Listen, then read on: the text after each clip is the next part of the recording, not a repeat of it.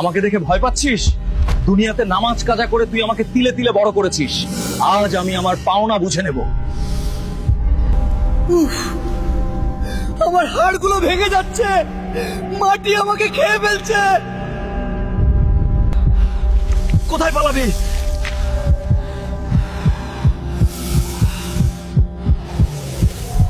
হায়, যদি আমি 2 রাকাত নামাজ পড়তাম, যদি আমি আজানের আওয়াজ শুনে মসজিদে যেতাম, আজ এই সাপ আমাকে স্পর্শ করতে পারতো না। ওরে সাপ, আমাকে একটু ছাড়। আমি শুধু একবার, জীবনে শুধু একবার আল্লাহকে সিজদা করতে চাই। 60 বছর সময় পেয়েছিলি।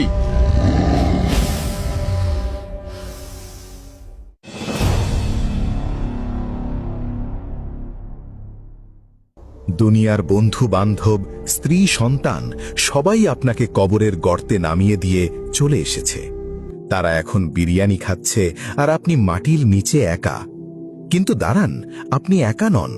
যদি আপনি দুনিয়াতে নামাজ না পড়ে থাকেন, যদি আল্লাহর হুকুম অমান্য করে থাকেন, তবে আপনার জন্য অপেক্ষা করছে এক ভয়ঙ্কর নতুন সঙ্গী।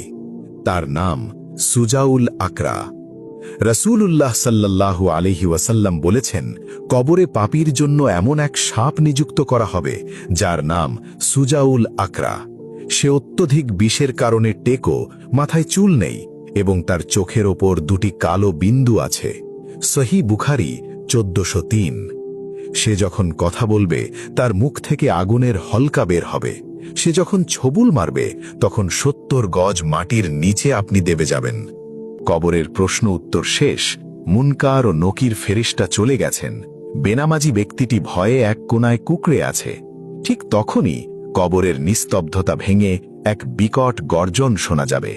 মৃত ব্যক্তি দেখবে তার পায়ের দিক থেকে এক বিশাল অজগর সাপ পেঁচিয়ে পেঁচিয়ে ওপরের দিকে উঠে আসছে। সাধারণ কোনো সাপ নয় এটি। হাদিসে এসেছে, এর বিষ এতটাই তীব্র যে এই সাপ যদি দুনিয়ায় একবার নিঃশ্বাস ফেলত, তবে কেয়ামত পর্যন্ত পৃথিবীর মাটিতে আর কোনো ঘাস বা গাছ জন্মাত না।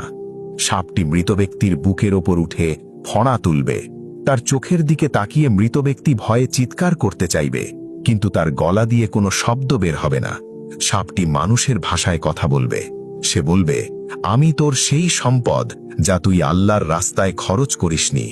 আমি তোর সেই অবহেলা যার কারণে তুই নামাজ পড়িসনি। রাসূলুল্লাহ সাল্লাল্লাহু আলাইহি ওয়াসাল্লামের হাদিস অনুযায়ী এই সাপটি যখন একবার ছোবল মারবে, তার বিষের তীব্রতায় মৃত ব্যক্তি 70 হাত বা গজ মাটির নিচে দেবে যাবে। সে আবার মাটি খুঁড়ে ওপরে উঠে আসবে আর সাপটি আবার তাকে ছোবল মারবে। এই শাস্তি চলতেই থাকবে, চলতেই থাকবে কেয়ামত পর্যন্ত। ভাবুন তো, দুনিয়াতে একটা ছোট পিঁপড়া কামড় দিলে আমরা সহ্য করতে পারি না, আর কবরের সেই বদ্ধ ঘরে যেখানে পালানোর কোনো দরজা নেই, সেখানে বিষধর সাপের কামড় আপনি কিভাবে সহ্য করবেন? বেনামাজি চিৎকার করে বলবে, আমাকে বাঁচাও, হে আমার রব, আমাকে একবার দুনিয়ায় পাঠাও। আমি আর এক ওয়াক্ত নামাজও কাজা করব না। কিন্তু গায়েবী আওয়াজ আসবে, আজ আর কোনো ফেরার পথ নেই। কিছু বর্ণনা এসেছে, বেনামাজির শাস্তি হবে নামাজের ওয়াক্ত অনুযায়ী। যে ব্যক্তি ফজরের নামাজ পড়েনি, তাকে ফজর থেকে জোহর পর্যন্ত সাপটি কামড়াতে থাকবে।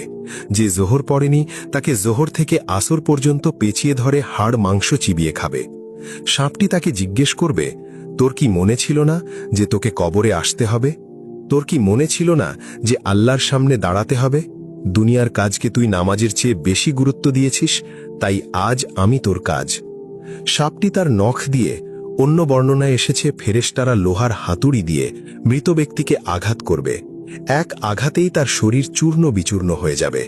আবার আল্লাহ তাকে জোড়া লাগিয়ে দেবেন, যাতে সে নতুন করে আবার কষ্ট ভোগ করতে পারে। শুধু সাপ নয়, বেনামাজির কবর হবে জাহান্নামের একটি গর্ত। রাসূল সাল্লাল্লাহু আলাইহি ওয়াসাল্লাম বলেছেন, বেনামাজির কবরে আগুন জ্বালিয়ে দেওয়া হবে এবং সেই আগুনের উপর তাকে দিন রাত দগ্ধ করা হবে। তার পাঁজরের হাড়গুলো একটার ভেতর আর একটা ঢুকে যাবে। সাপটি তাকে পেঁচিয়ে ধরে এমনভাবে চাপ দেবে যে তার মগজ, নাক ও কান দিয়ে গলে গলে পড়বে। সেদিন তার কোনো বন্ধু থাকবে না, কোনো উকিল থাকবে না। তার সঙ্গী হবে শুধু তার বদ আমল, যাই কুৎসিত সাপের রূপ ধরে তাকে গ্রাস করবে। প্রিয় ভাই ও বোন, এই ভয়ঙ্কর দৃশ্য থেকে বাঁচার কি কোনো উপায় নেই? অবশ্যই আছে। রাসূলুল্লাহ বলেছেন, কবরের আযাব থেকে মুক্তি পাওয়ার ঢাল হল নামাজ। যখন আযাবের ফেরেশতা বা সাপ মৃত ব্যক্তির মাথার দিক দিয়ে আসতে চাইবে, তখন নামাজ বা তিলাওয়াত সেখানে দেয়াল হয়ে দাঁড়িয়ে যাবে এবং বলবে, এদিক দিয়ে আসার কোনো রাস্তা নেই, কারণ এই ব্যক্তি আল্লাহর ভয়ে সিজদা করত। যখন পায়ের দিক দিয়ে আসতে চাইবে, তখন তার কদম, মসজিদে যাওয়ার হাঁটা তাকে রক্ষা করবে। আজ আপনি যেই নামাজের জন্য সময় পাচ্ছেন না, সেই নামাজই কবরের অন্ধকারে আপনার একমাত্র পাহারাদার হবে। ভিডিওটি শেষ করার আগে নিজের বুকের উপর হাত রেখে একটি প্রশ্ন করুন, আজ রাতে যদি আমার মৃত্যু হয়, আমি কি সুজাউল আকরার মুখোমুখি হওয়ার জন্য প্রস্তুত? ওই বিষধর সাপ আপনার জন্য অপেক্ষা করছে, যদি না আপনি এখন থেকেই তওবা করেন। আসুন, রমজান আসার আগেই আমরা পাক্কা নিয়ত করি, জীবনের শেষ নিঃশ্বাস পর্যন্ত আর এক ওয়াক্ত নামাজও ছাড়ব না। হে আল্লাহ, আমাদের সবাইকে কবরের সাপ এবং জাহান্নামের আগুন থেকে হেফাজত করুন। আমিন। সবাই কমেন্টে লিখুন, ইয়া আল্লাহ, আমাদের কবরের আযাব থেকে রক্ষা করুন।